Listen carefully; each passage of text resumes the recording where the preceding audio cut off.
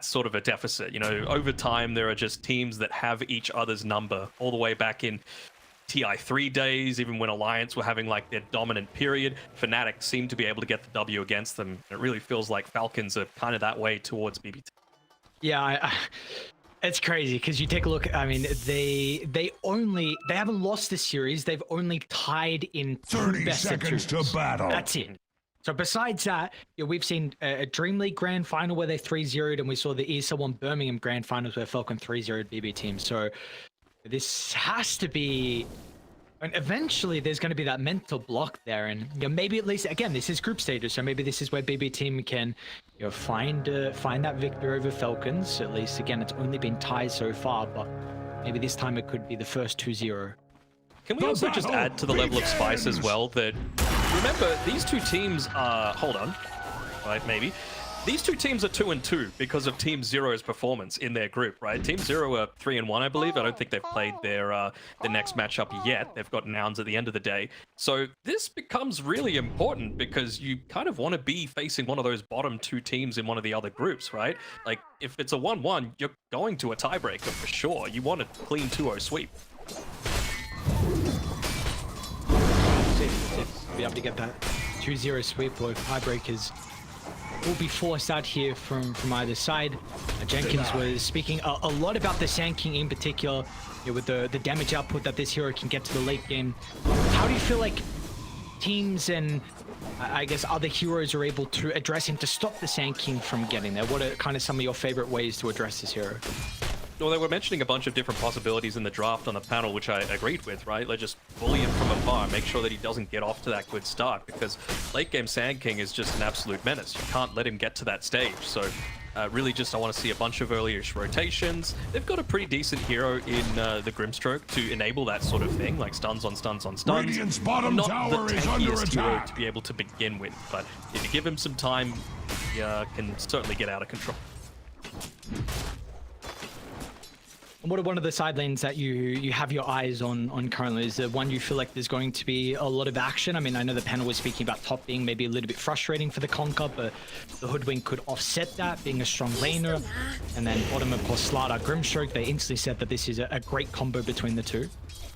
Yeah, I'd say the bottom lane is probably where there's going to be a little bit more action happening, just because of like early-ish timings on a bunch of stuff, right? Like, you see the Tusk, even when he hits to like level 3, you can make so much action happen, especially when considering we talked about the Luna last game, right? In what you're able to do with more points in the Lucent Beam. It just means that there's going to be a whole lot more harass going on. What has kind of changed as well with the drinking buddies? Because I know the tag team was still a facet that a lot of Tusk were going for, but over the past month or maybe even a little bit longer, we have seen that change.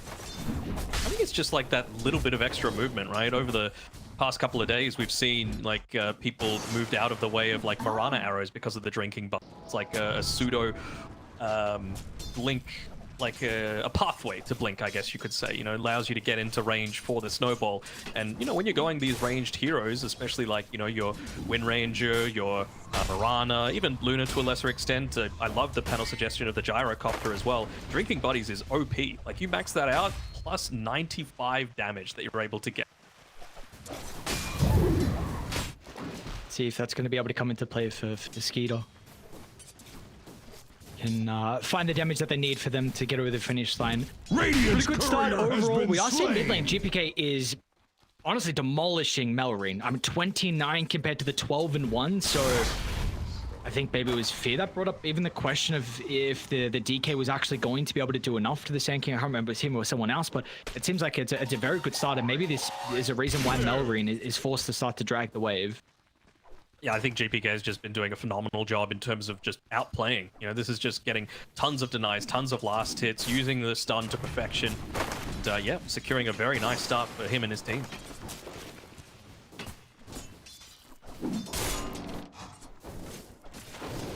And you're going to be... Yes, far away as well. Tribute. Toronto, Tokyo, I haven't really seen that much harass coming out against this. The change to having this Admiral's Rum as the innate is just nuts, right? Like every, what is it, 60 seconds, you basically are just taking 20% less damage. kind of silly, especially considering like the sort of stuff that you're building up into, right? The phase boots, so you have that extra movement speed plus the run bonus speed as well. It's a lot to have to deal with, and you just need to be so committal. Should be a pretty standard build-up, right? Phase boots, one, maybe another bracer, straight into the blade mail, so that if you do start to consider going on to this conquer, it's going to take a lot of energy, and you're going to take a lot of damage going back the other way as a result.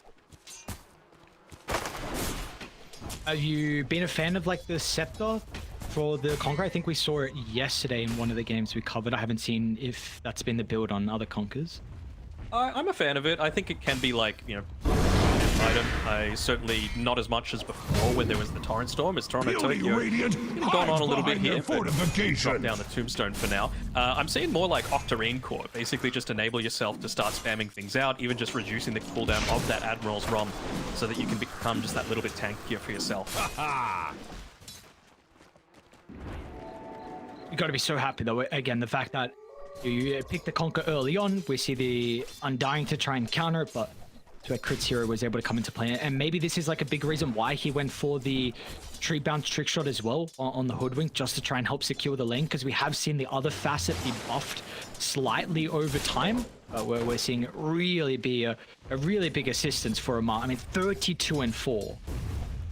Doing a fantastic job as well, and like you said, it allows you to trade really well with the Undying, and you know, Toronto Tokyo being forced all the way back to base. Crit's just using that tree bounce trick shot onto Saksa whenever Conquer clears out the creep wave. There's some nice little synergy there with the Tidebringer, right? If there's no other creeps for it to be bouncing to, you're going to be going towards Psyker. Radiant's middle tower is What's going on? attack. Is he the pro player with the most name changes? Epileptic kid? You started off as? Like, well, what is this? Yeah. Nightfall, yeah. You know what? Some people are just obsessed with changing their name a lot of the time. I mean, you've even got Yatoro, who's now Radan, right? Which is it like something Dota all night? I think is what it actually stands for. Opportunity for them to make it go on to him on the mid lane. Mario Strike, it's not going to be able to keep him live. Snaking, nice attempt, but it's not going to matter. GPK will strike first. Cool attempt from Crit to try and drag the wave, but with the double slow, they will catch up to the Hoodwink. So it's going to be another kill for them to find. It does delay the tower push. I mean, the Elder Dragon form is out. He did use it with the Arcane Rune on GPK, so it's going to be back up in 35 seconds, but at least you will stall the tower from going down. I feel like that's going to be a really important thing, right? Like, you need to protect your towers. You've got this Wind Ranger that needs to be scaling. I mean, she's doing a fantastic job in the lane, right? But you just need to make sure that you're staying far ahead of this lineup that is going to have, you know, a bunch of these saves, a bunch of these, not necessarily auras, but there is a decent amount of damage reduction and just damage avoidance, I would probably say, the better term. Amar going for a bit of a solo kill here onto Toronto Tokyo. Find it, maybe the power shot slow. Again, though, a trip back to base, or maybe even snipe from Skeeter. Is he going to be able to see it? TP out. Oh, he gets him. And number the Wind Ranger's in some trouble. Yes, Psyker. And you got 3 heroes surrounding you. Attempt for the Wind Run away. He's dead. Another one. Ice Day kicks it. Make it 4. Amar's going to clean up the kill with a Conquer second net worth. So you know what? You can rotate a bunch of people mid. We can rotate a bunch of people top. I think that's just as effective. Solo kill to save. He used the epicenter early on. Not enough to be able to bring down the Grimstroke. Mario Strike's up if he's going to be able to find his target, but now GPK can continue to chase another brief fire. Let's see if the damage is going to be enough. Might wait for the Dragon Tail. He's under attack. Back up and available, but Melring just survives. Expecting that. The heroes up top, able to take out Amar. A good shackle, I think.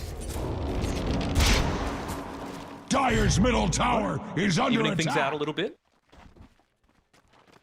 The bounce back. Bounce back team. Oh, I've got plenty. I've done my research. All right. Here are a couple more. Can you say the bounce back team though? You're putting the T first? I don't know. It's fine. It's fine. Okay. Hope to come out. You know, if they have a good game, maybe you got some if they have a bad game as well. Can bounce. Exactly. Very versatile. No worry about needing to bounce back. They're the ones playing from ahead. Arrow might be in some danger. Of course, we see the beams maxed out. The Eclipse will be required to get Reinforcements the coming from kill. below. They do save. Tower, It's, you TP. TP's gonna be cancelled. You need to run the circuit. Okay. Never mind. Yeah, you got the reinforcements, but the protection just gives more kills to Skeeter. Dyer's bottom tower is taking many wounds. Where are you running? Shots back up. It's gonna be a triple kill. I mean, we saw this last game. It wasn't Dyer's 3 kills bottom at the Luna tower is God. under attack. But you gotta respect the damage from this hero early. They weren't tuning into the A stream. That is their big blunder team coming through there for that extra movement through. I mean, you see the damage output that's available on top of the Lucent Beam. It was the right idea, but yeah, Miro, I was wondering why he wasn't popping that healing salve as he was looking to try and go in for that sort of play. Very close. You see like all of this damage starting to come through, staking, using the drinking buddies, giving plus 70 damage over to this Luna. The red Consider, mist like, spreads at you know how Radiant's quickly middle games can tower. end Radiant when you've got structures a are Luna. fortified. Riders maybe able to catch GPK.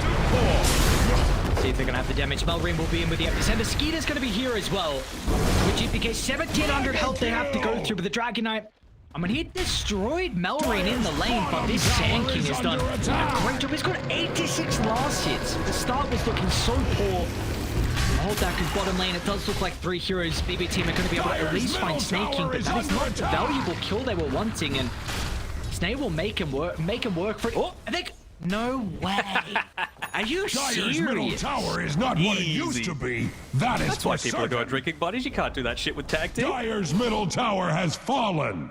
So, GPK again does so well Radiant's mid, and then you middle see he tower has falls been behind denied. Melrin. Dyer's Now he's got middle enough gold tower for is Blink. under attack. They're the one that get the tier 1 tower mid first. I mean, Amar did get the deny, so it's kind of traded back and forth, but you would not expect that, Dyer's middle especially into the tower is DK not what matchup. it And now used to they're already be. starting That to is move for top as well. certain. They've got the catapult wave, Skidder nearby too, so a great start for them. Finally, they'll be able to get Snaking.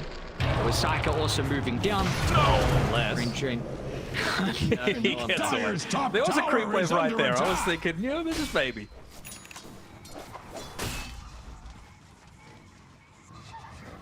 Much like cordwood before axe's axe, need to bring GPK Dyer's down to top help the tower. is under attack. He's gonna rotate Heaven down or nonetheless. hell, Dyer's You top defend this if you're tower is in Falcons. one of them. Radiant's bottom tower is I don't under think they attack. necessarily need to. Radiant Like, you structures need that are epicenter fortified for a with big part of 12 your team important fight. vitamins Yeah, you've and got the boat. minerals. Yeah, you've got all this sort of stuff. Maybe they'll like not TP too many, but I feel like it's the sort of thing that you're not wanting to commit too many of your own, just because they're going to be able to rotate to the other side of the map if you do that, right? And I feel like BB team are probably a little bit more greedy at this point, like a little bit more item dependent. You could do so much with Malrine just through his item set, right? His skill set, rather.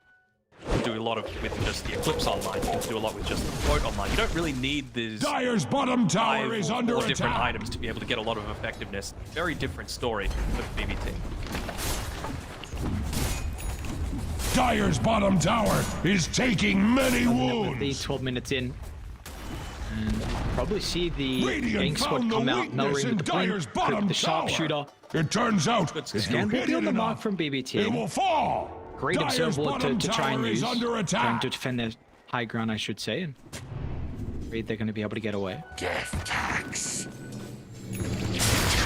Look like Skidder's going to be able to farm all that much. But the jump here onto save, very important target to be able to take out, and so in pretty quick fashion. I wonder how long they're going to stick around, because that drinking buddies is available Dyer's once more. middle tower is Just under wait for attack. the glyph to be forced out before Dyer's committing it. structures can take all the hurt Radiant cares to heap upon it.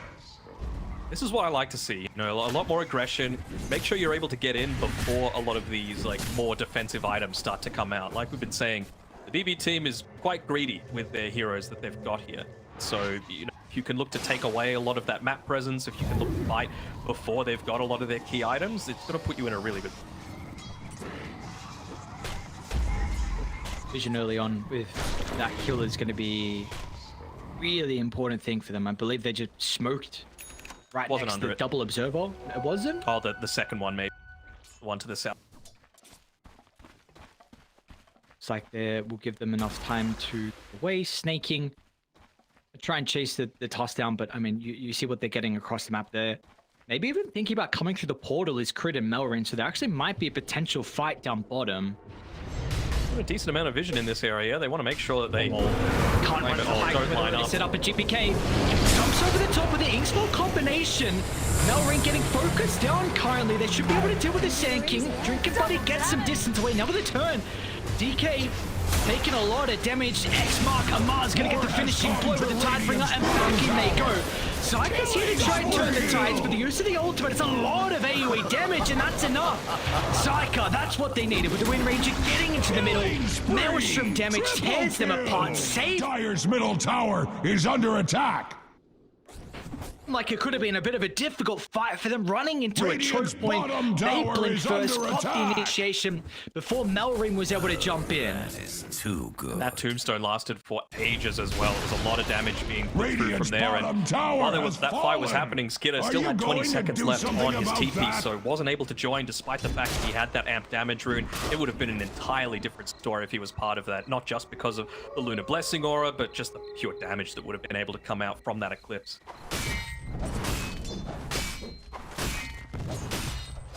It's going to be, honestly, not a bad person to get a lot of gold as well from save. Instant Ag Shard picked up. And this is a potential Scepter game without a doubt versus the Lunar as well. So would you like to see him kind of rush it, or do you agree with the Glimmer Cape? Other smoke caught out by this Observer Ward. They'd be able to set up around the high ground once again. This time around, Skidder's going to be there. Mars making sure not to make his move towards the jungle and make it a little bit too obvious, and I'm sure that's what communicating to the rest of his team. Nice wards that have yet to be dewarded at this point. Love is level 12 as well, but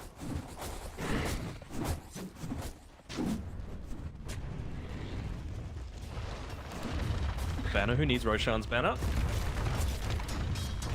To push in. I mean, I don't hate this push by any means, right? They don't have a glyph. Dire's And middle looking to try and tower take is away a lot of under the map from the attack. greedier EP team roster.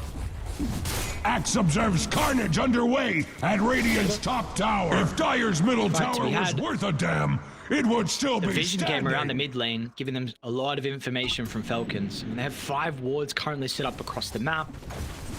Now a T2 tower to add. Kamara is pretty hell-bent on going for this Ags rush as well. I was wondering if he would consider going the Crimson Guard, especially considering the heroes that he's up against this game. Slardar feels like incredibly impactful, considering how much strength he's already got just from his innate gain plus the braces. Not with Nero here, but find him just yet. They're looking to try and get a quick pick off and use that to convert into Roshan. They should be able to take it very quickly, but Dire's top dodging out right now. tower is under attack. team. Do you agree with these towers going Dire's undefended top for tower BBT? is under attack. This is what I'm talking about when I was talking about their greed, though, right? Like, they just can't fight into it right now.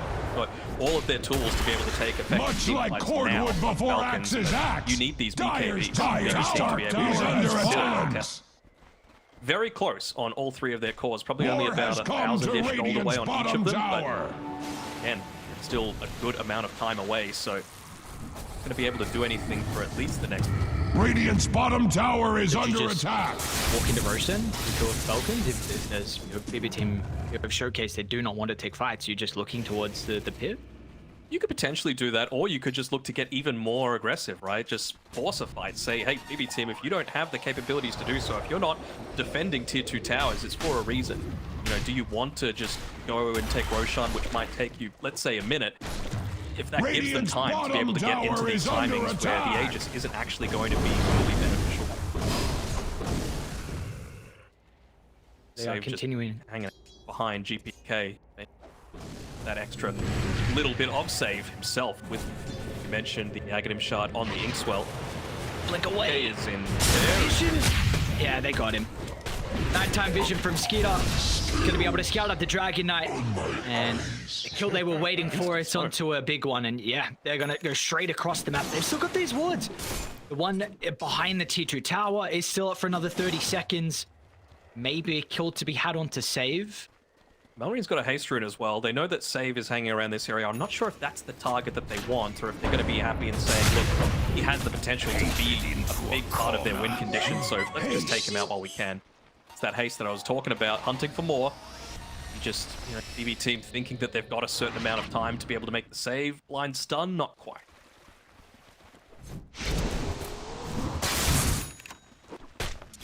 But maybe now, unless they want to go through the portal, maybe now they feel like the kills gives them enough of a window to go into Roshan, especially with pushing BB team back into their side of the map. So with how long it might take, you're not going to be able to get that much of an economic advantage by all the farm. I mean, they're even going to use the boat as well to help out a little bit. With the cannonballs, don't forget.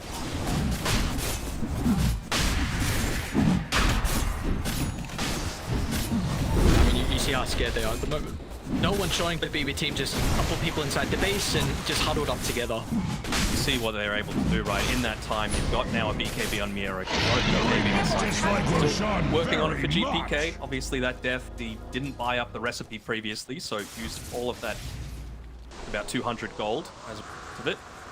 To lay it out a little bit further, still feeling confident enough to be able to take the fight, especially with this amp damage rune that Psych has just... And they did scan the move through the portal, so they're already starting to move to bottom. Currently, Melreen is not with the team. They're going to be forced to jump him, however. Skinner found him. Pops the smoke. Let's see if they're going to be able to catch up. We'll try and go through, but that's not the case. He needs to stand his ground. But there's the BKB coming to play. The Eclipse completely wasted. Now, are they going to be in a position where they need to take the team fight? Skeeter, there's nothing he can do to stand his ground off the back of the respawn. Amar's going to try and run to the middle. Melreen's coming through the portal as well. Gets the Forest Strike onto two. That's a lot of damage onto Psych with the Wind Ranger. Tries to get it over to the right side. Psych is able to reposition. They'll keep him alive momentarily. And now Melreen and Amar, they are stuck inside the middle. It's another team fight with a Tombstone going the max duration. Pretty's about to respawn. Amar standing strong, GPK looking to try and jump over the top. Amar's got a solo kill Toronto Tokyo down, but he got the damage by himself. Toronto Tokyo steps into the tree line. Amar, I mean, he's making all the clear, man. This dude is so hard to kill, but he might even get Miero as well. The torrent and shot shy. Miero steps away to the right side. They scouted out Melreen inside the lane, but GPK just off the mark with the blink, and a very messy team fight, but it does look like it's going to go the way of BB team, even though Falcons had the Aegis advantage. This is what I'm talking about, right, though? Like, just that amount of time where you're not pushing your advantage when you know that they can't fight. A BKB on Miero completely turned that around. You know, if he's not there, you don't have the damage to be able to take out Skinner twice. You don't have the damage to be able to even kill the Kunkka at the very end. You saw how tanky that Amar was throughout all of that, so... Again, it just comes down to that decision of what was actually worthwhile. Is it worth spending that amount of time, even dropping the boat, to be able to take Roshan quickly, if it meant they were able to hit into these item timings? And off the back of that, now GPK's got his BKB too. Didn't die in that fight. 1,300 gold picked up for the Dragon Knight. Because Sanjin Yasha being queued up. Now in a position where you can go back and find the Tormentor. Experience is also incredibly valuable. The fact that Miero has 2 points in the Corrosive Haze. It's going to be shards on either side. Toronto Tokyo is going to be able to get his own, so you have the bunker and the tombstone. Crit is also able to get the boomerang for the hoodwink. What name was it called? Bunker in? It's not grab ally anymore? I think it's still... I don't know, it just says... So, I don't know.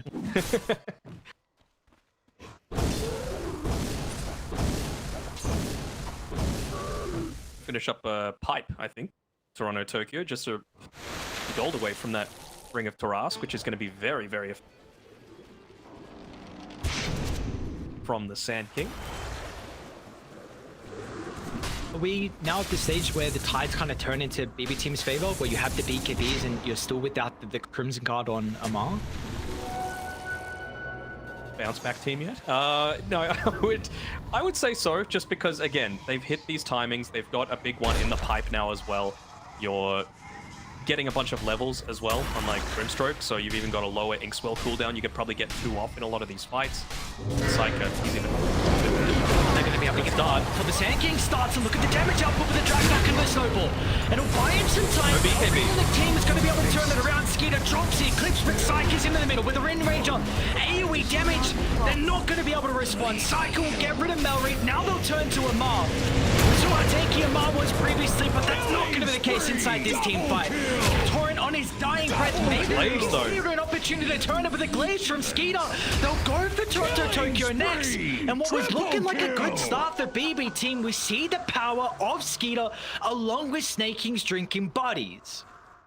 Anyone that's watched Star Wars knows that a high ground advantage means everything, and they had it. They had the Observer Ward up there on the high ground. They had that mischance that anyone that was looking to go up into it was not going to get the advantage, and it was a really nice use of the drinking buddies as well from Snake King, just to give that little bit of a reprieve when they were looking to try and commit that little bit deeper into the team fight. So, I mean, it was that on top of the fact that GPK wasn't able to pop the BKB until he was at like 20%, so he was pretty much just dead at that point. Maybe a slight difference with Save holding the Inkswell a little bit longer, just for that strong dispel could have been a difference. And they are continuing to push it very aggressively out of the map though on Falcons. Mid shoved out, top shoved out, taking away a lot of the jungle farm as well from BB team.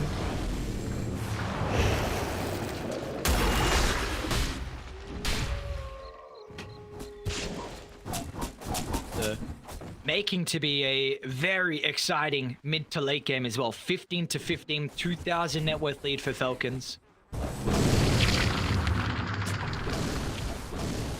It's scary though, like it really does feel like a lot of these team fights can just go either way. It really depends on the start to a lot of these engagements, and just really good micro movements there from Skidder with his illusions, revealing the fact that you had 5 BB team members clumping up, the best buddies squad coming through there, and you don't do that unless you're looking to try and make a smoke for the next little bit, or if you're anticipating a smoke to come from the enemy team. That's why they placed down the defensive observer ward, and they were ready to go, but clearly not feeling confident enough to walk up into that until they feel like they might have dispersed. Now the smoke comes. That is for certain. They're looking to try and find that quick pick off. Oh, grouped together though on BB team. Melry gets a jump over the top. So they'll initiate onto 2 members simultaneously. Psycho, BKB into the TP out, very close to getting the punch. War has come to Radiant's bottom tower. Use the BKB though to be able to defend that, so I wonder if that's going to be enough for them to just say, you know what, we can just look to commit into these fights. You also got a shield room from Melrine as well, so it's already really hard to kill a Sand King. Yeah, he doesn't necessarily have much in the form of Spell Lifestick yet. Almost some Premier over the jump in as well. What are they doing Look at the ready of Snake King's going to be able to get close to Skidder to protect him. Melrine with the counter initiation as well, creating chaos inside the middle of the team fight. The Epicenter's going to force them away, so they won't be able to continue to chase and kill up the Falcon members. No BKB. I mean, they made the attempt, but Falcons, they were ready, everyone nearby, to jump back in and protect Skeeter. And it's going to cost them multiple heroes' lives. As Crit, he's now the vulnerable hero. As BB team are able to fight back, but Skeeter going uncontested.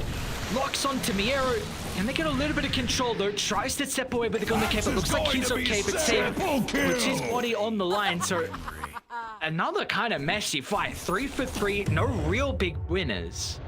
Yeah, big even trade when it comes down to it. And I was thinking, you know, Falcons, they're a little bit deep there, especially considering, you know, if they weren't going for a smoke, it's probably because of that defensive setup. So they should have known that they had that vision up on the high ground. But being able to get out of dodge there with a pretty quick rotation coming through from Snake King, be able to provide a lot of safety to the rest of the team.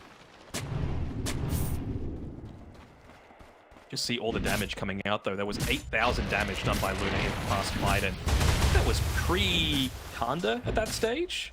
Maybe he had it at that point, but pre-level 20 for sure. Now he's going to look to work on just a little bit of that defensive tools like the Lincolns to make sure that you're not getting Blink Shackle shotted, Blink Dragon tailed, all this other sort of stuff that's going to put him in a dangerous spot and make sure that he doesn't have that Lunar Orbit active. So much potential for scaling as well for Skidder, isn't there? He could go a BKB, he could go Satanic, go maybe not the Butterfly, considering Wind Ranger could just very easily go the MKB, but still very, very scary to have to consider the super late game. BB team High ground again. Regeneration. King again. There's no pop, but I believe they saw the observer get dropped down, so they're going to be able to reposition accordingly. Starting to huddle together as 5, so Falcons are ready to bring the fight to the smoke team on Dial. This is the Roche fight. Like, whoever wins this one will be able to secure Roshan the second one for themselves and enable... Oh, not the illusion background siege. They won't take it. Oh, yes, they will. Interesting. Awkward ward, too. Okay. Maureen? Well, ain't this? Break that For out. some reactions. Poke and prod. See if they can see some of the supports in the backline. Maybe give an opportunity. GPK wants to go back in. Nice force up. Just gets out of the crush range. They're going to be okay. Could have been invisible. Tombstone is laying down in the middle of the team fight as well. It's going to give BB Team a little bit of area control, but Pronto Toko stuck inside the shards, and it doesn't seem like there's much Dai can do to protect him. Making it work for the kill. GPK still wants to go back into the middle with a jump up the crit, trying to deal with the Blew him up. They're onto Skeeter as well. Skeeter, he's able to stand his ground. Dai need to try and get over towards the Luna, but the Luna's just got way too much net worth. Finally, they'll be able to run her away. Zyker and Co standing strong, but looks like finally BB Team might even be able to get another member to Amar stuck inside the trees. That great use of the Observer Ward prior will come into play now, so they'll get a kill onto the trying to escape on the Conqueror Amar. Hold on, you were hating that ward a little while ago. You called it off. Come on, dude. Got it. It was exactly as planned, exactly as planned. I was a little anxious about Falcons continuing to try and go for that poke and prod strategy because at that point Skitter was like level 19 and a half. If he's level 20, that's a very different deal, right? You can just use those loosened far. You can look to try and, you know, get those glaives bouncing around, reveal a little bit of information about where they might be hanging around in the tree line. They were able to just absolutely explode Malrine in that engagement. They're coming. He's going to see the hoodwink. Maybe you want to... Let's see if you go for Roche or commit for the fight. Skeeter should be able to get the quick burst onto Toronto Tokyo. It's going to be activated and Aegis claim. And they'll probably just look to get up, but the snowball will prevent that. Psyker's going to be chased down. And have you left the Wind Ranger? Snake King's going to be able to deal with him. And now you'll set up off the back of the respawn. They are huddling together, surrounding her off the back of the Aegis. And Psyker's going to go down. A beyond godlike streak for Skitter. I mean, this is a 15-1-3 Luna performance, 31 minutes in. Very scary, like you've just committed a lot for the Aegis without having buyback on the Wind Ranger as well. And saying it, you're going up against a Luna. You've got to be very, very careful about where you're taking a lot of these fights because being overly dramatic, but this might be an actual lane of racks that you're going to be down as a result of this. You are putting so much of your damage onto the back of the Wind Ranger, and she is in the dirt for the next 35. And after that as well, Amar made an attempt onto Mira at the top side, and he had to use BKB to get away from the boat. So now this is kind of on cooldown, which gives you another bit, a slight advantage for Falcons. Rushing up through the rest of the team as well, through the twin gates, so it won't be too long until he's able to join the rest of the boys. Bottom tower has fallen. They actually do go for the belly. It's going to obviously give them that cracked split reset, but well worth it. Dire's bottom barracks have fallen. Part of the Luna, dude. It was you We've instead. seen it happen time and time again. Just one bad team fight, and this is what happens to your base. Still going to stick around the area. To leave just yet. Dire's Tormentor is middle up if they want tower to try and is claim under it. attack. He was starting to move down. I don't know if this is just for the crit wave, but creeps in. Yep. Tormentor's going to go.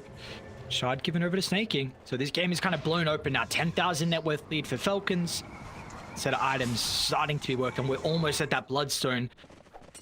That's the scary thing. You get the increased everything just with the Bloodstone itself. You get the lifesteal component as well. He's hit up onto that level 20, so these epicenters just cover a huge portion of these team fights. Nowhere is safe. Dire's middle tower is under Now as attack. well. Looks like Amar's going to be the one to get it. Hold it. Mine, no, we're in. Apologies. They look to get Tormentor up. Yeah, I'm seeing a Tormentor just be able to get a free Aghanim shard for probably Conquer you would be the happiest with. Same thing either, right? Quickly they're able to just explode it.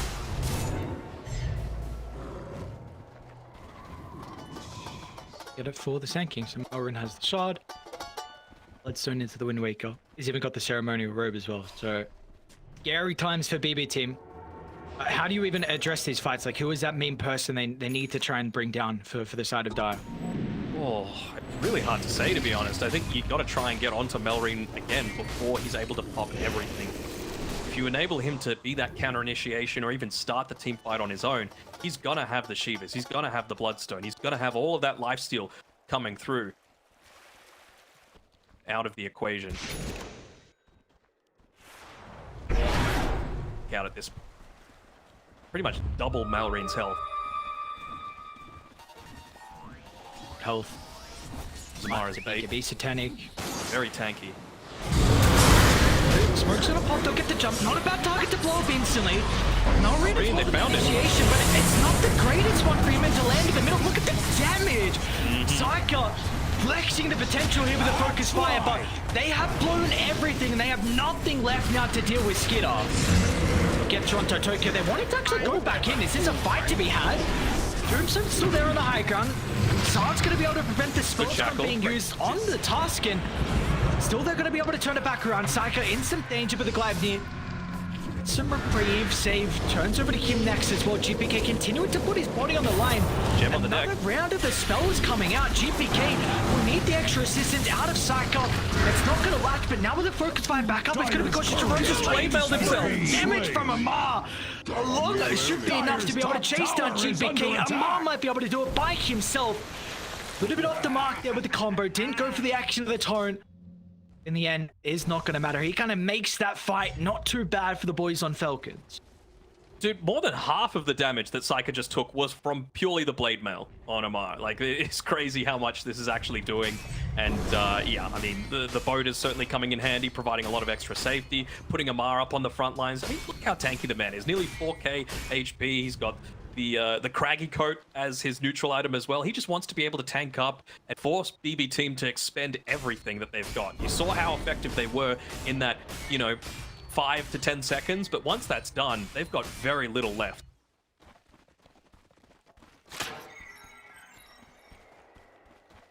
Fight back again. Great target to be able to blow up. I mean, you get rid of the hoodwink, offers you some burst potentially with the sharpshooter if that connects, and yeah, it's just you're gone. But you see, look at the full retreat. Skeeter. The full retreat. Like, the BKBs have like 2-3 seconds left. They're like, let's get the hell out of there. And maybe they were thinking that they could continue fighting around this tombstone, understandably, because Psycho is still incredibly Go fast. back live. If you can pick up their damage, going to be able to jump the snaking task. Another pick up into a support. Just stuff you were saying, like, this are the heroes that BB team want to be jumping. I mean, yeah, if they can get crit or snaking without having to use the BKB, that is the dream, right? You can force an uneven fight, and then you can still save those things for, you know, the actual heroes that you're looking to try and take out. I'd say Melrine's probably well worth committing a BKB for as well, just because of his potential damage output.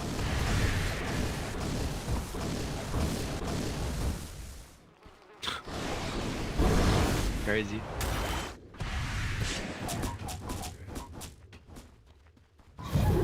Now you've got an additional, what, 12 armor from the Dragon's Blood, level 25 on the DK.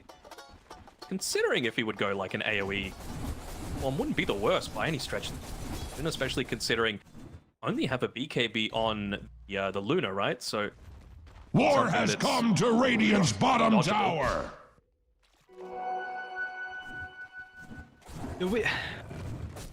And poor save. Radiant's He's just getting bottom no farm at tower is all. under You brought up the attack. question earlier if you would just like a rush of the scepter.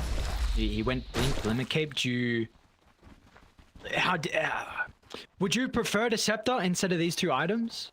no, not necessarily. I feel like they do have enough potential to be able to like dive in onto you, and you've seen that Falcons have no issues with committing heavily into the middle of a team fight, right? So most of the time they're going to go for like some blind stun at him. So I feel like it's really important that he stays that far back so that just doesn't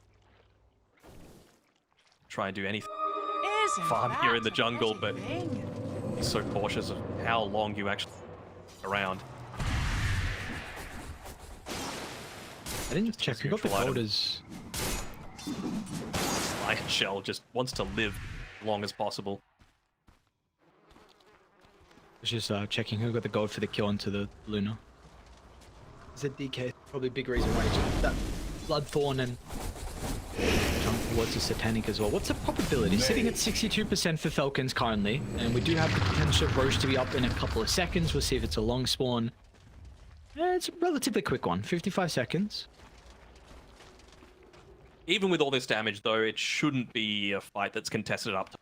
It should be moving down towards the bottom side, so it comes down to one of these things where do you actually guess the fact, like, do you play the probability, play the odds as to, you know, we need to take the fight down bottom because it's much more likely to be down there? Do you just set yourself up early, or is it about just slowly walking out and trying to find a pick-off before the Roche fight even happens?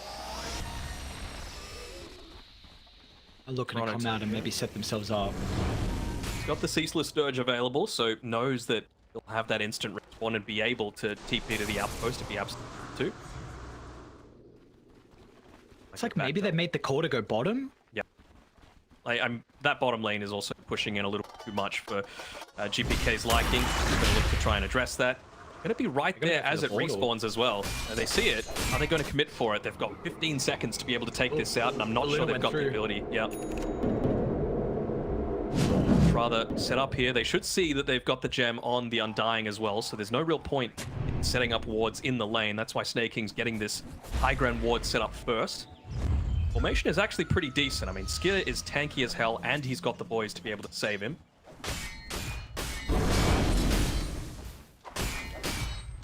A lot of the time it's been BB team to start these initiations. Toronto Tokyo briefly. Come around. Watcher. Quickly claim it, just taking away any sort of vision. At this stage, information wins team fights. Strike if they can. There's the blind jump. Or a strike onto two. Important, it's going to be the Wind Ranger as well. Can they blow up for the BKB? Psych is in some danger. Activating for last second. Now trying to turn back to full health. Thanks to the Satanic. But Skeeter, he has his own Satanic as well to be able to stand his ground. Now they've been able to catch up to the Wind Ranger. There's no escape. Once the golden protection expires, you are not running away. GPK caught inside the lane. They're going to do whatever they can to turn the tides, but it will not matter. Wind Ranger gone. You've got no damage left. And it's Falcons that are going to be able to come out on top inside this team fight. It'll be 4 kills to go their way. They might just walk it down. There's 2 heroes without buybacks. There's 2 heroes without buyback. There's already a lane of racks that's been taken. Just go for the throne. They have the glyph of fortification to be able to do it, and like you said, once those BKBs go away, there is very little reprieve for BB team.